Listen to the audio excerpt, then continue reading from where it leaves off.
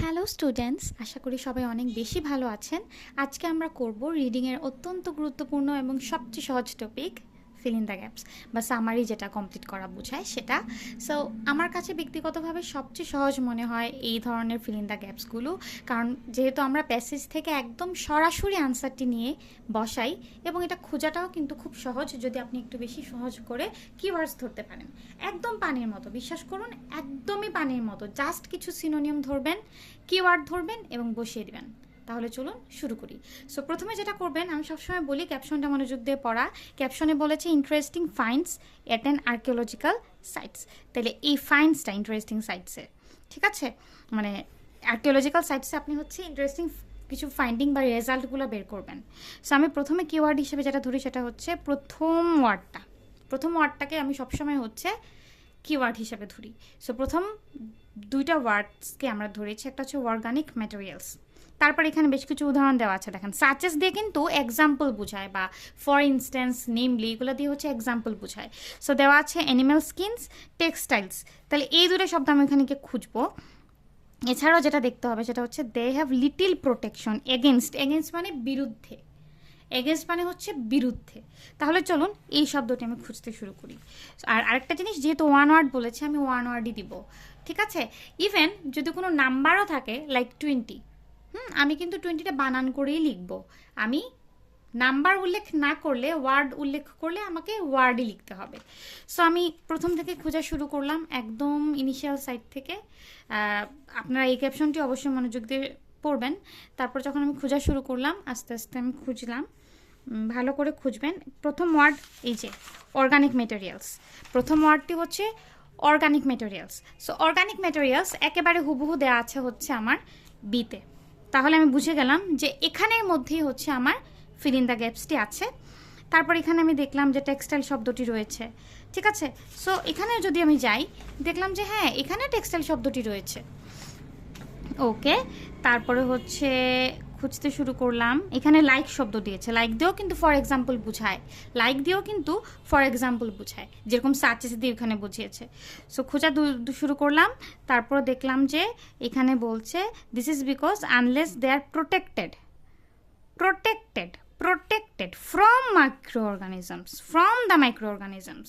so protected from মানে কিসের থেকে নিজেকে প্রোটেক্ট করে।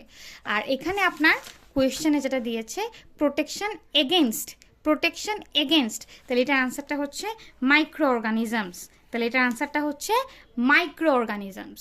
আশা করি বুঝাইতে পারলাম।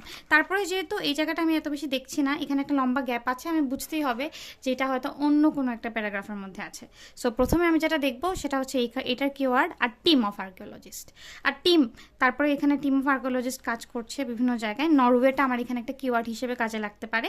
তারপর আমি খুঁজলাম শ্রিঙ্কিং আইস কভার, আইস কভারটা আমার একটা কিওয়ার্ড হিসেবে কাজে লাগতে পারে। ইন দ্য পাস্ট মানে অতীতে, দেয়ার ওয়াজ আ ট্রেড রুটস, একটা ট্রেড রুটস ছিল, ওকে, থ্রো দিস মাউন্টেন্স। আচ্ছা, মাউন্টেন দিয়ে একটা ট্রেড রুটস ছিল, এতটুকু পর্যন্ত আমরা খুঁজবো। তারপরে খুঁজবো গ্যাদার করা, কোন জিনিসটা গ্যাদার করা হয়েছে বা কালেক্ট করা হয়েছে। ওকে, আমি খোঁজা শুরু করলাম। আমার প্রথম যে ওয়ার্ডটা সেটা হচ্ছে আর টিম অফ আর্কিওলজিস্ট এবং নরওয়ে, এই দুটো শব্দ আমি খোঁজা শুরু করলাম, টিম অফ আর্কিওলজিস্ট এবং নরওয়ে। আমি এই জায়গাটা ভালো করে খুঁজলাম, এই জায়গাটা খুঁজে আমি পাইলাম না। তারপর এখানে যখন খোঁজা শুরু করলাম দেখলাম ঠিক হুবহু লেখা আছে আর টিম অফ আর্কিওলজিস্ট, তার মানে বুঝলাম এই জায়গার মধ্যে আছে। তারপরে এখানের মধ্যে হচ্ছে নরওয়ে কথাটি উল্লেখ রয়েছে। তারপরে আমি যখন খোঁজা শুরু করলাম, খুঁজতে খুঁজতে খুঁজতে খুঁজতে আমি এখানে একটা জিনিস দেখলাম, সেটা হচ্ছে রেন্ডার্স ওয়ান্স কনগ্রেগেটেড। সো এই শব্দটির সিনোনিয়াম হচ্ছে গ্যাদার করা। আর মাউন্টেন শব্দটা এখানে এসে শেষ হয়েছে, ঠিক যেমনি এই জায়গাতেও হচ্ছে মাউন্টেন শব্দটি শেষ হয়েছে। তাহলে আমার আনসারটি হচ্ছে রেন্ডার। ওকে, তারপরের প্রশ্নটি হচ্ছে there in summer months, in summer months আপনারা দেখতে পাচ্ছেন আশা করছি, summer months to avoid being attacked by dash. কোন জিনিসের থেকে অ্যাটাক করাটাকে অ্যাভয়েড করছে? তাহলে কোন জিনিস থেকে অ্যাটাক করাকে অ্যাভয়েড করছে? তাহলে letter summer months to escape, escape মানে কি? কোন একটা জিনিস থেকে মুক্তি পাওয়া, দূরে থাকা।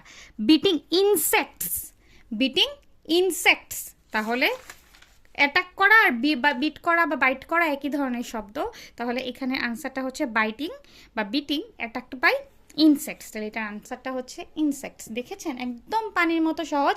জাস্ট আপনারা কিওয়ার্ডগুলো খুঁজবেন, আগের এবং পিছনের, গ্যাপসের আগের এবং পিছনের কিওয়ার্ডসগুলো খুঁজলে খুব সহজেই আপনারা হচ্ছে এটা বের করে ফেলতে পারবেন।